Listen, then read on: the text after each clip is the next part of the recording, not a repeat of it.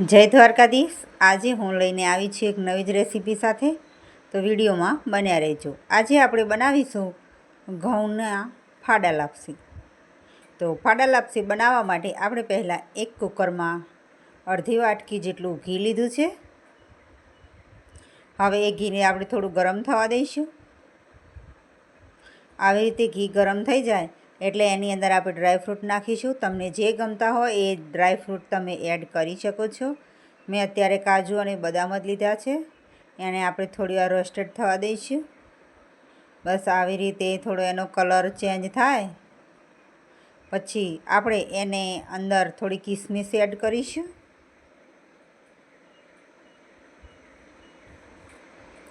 કિસમિસને બહુ વાર નથી આપણે ડ્રાય જેવી થવા દેવાની। બસ આવી રીતે કરીને આપણે એક બાઉલમાં એને નીકાળી લઈશું।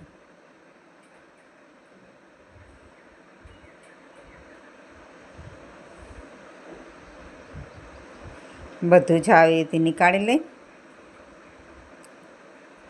પછી હવે એ ઘીમાં જ આપણે એક બાઉલ જેટલું મેં ઘઉંના જે મોટું આવે ફાડા લાપસી માટે બનાવવાનું એને કર્યું છે। એને સરસ આવી રીતે ઘીમાં આપણે થોડી વાર શેકી લઈશું।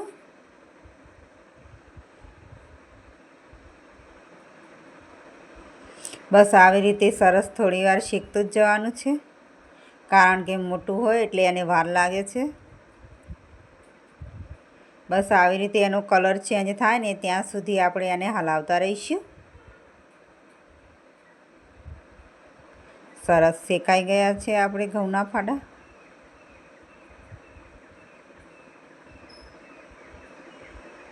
હવે એની અંદર આપણે મેં અત્યારે 1 ગ્લાસ જેટલું પાણી એડ કર્યું છે।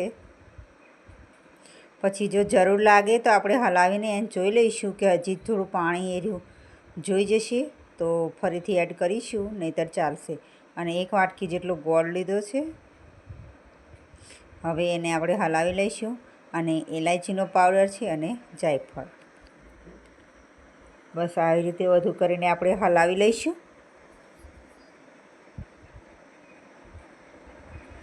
આવી રીતે સરસ રીતે મિક્સ થઈ જાય ને ત્યાં સુધી આપણે 2 મિનિટ એને હલાવતા રહીશું। બસ આવી રીતે હવે ઉભરો આવે એટલે આપણે કુકરનું ઢાંકણ બંધ કરી દઈશું।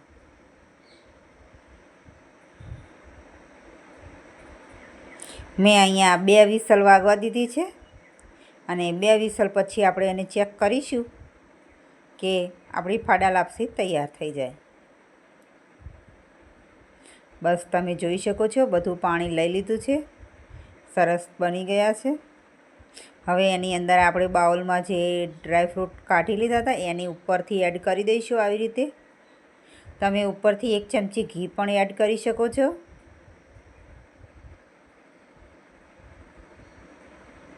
આવી રીતે હલાવીને જોઈ લેવાનું, સરસ બની ગયા છે, નીચે પાણી પણ નથી। જો પાણી જેવું લાગે તો તમારે થોડી વાર ગેસ ચાલુ કરીને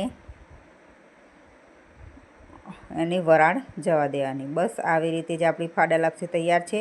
આની અંદર બહુ મહેનત પણ થતી નથી અને ટેસ્ટ પણ સારો આવે છે। અને કંઈક પ્રસંગ હોય તો ઘણા લોકો આવી રીતે જ ફાડા લાપસી બનાવતા હોય છે। તો મળીએ નેક્સ્ટ વિડીયોમાં। રાધે રાધે।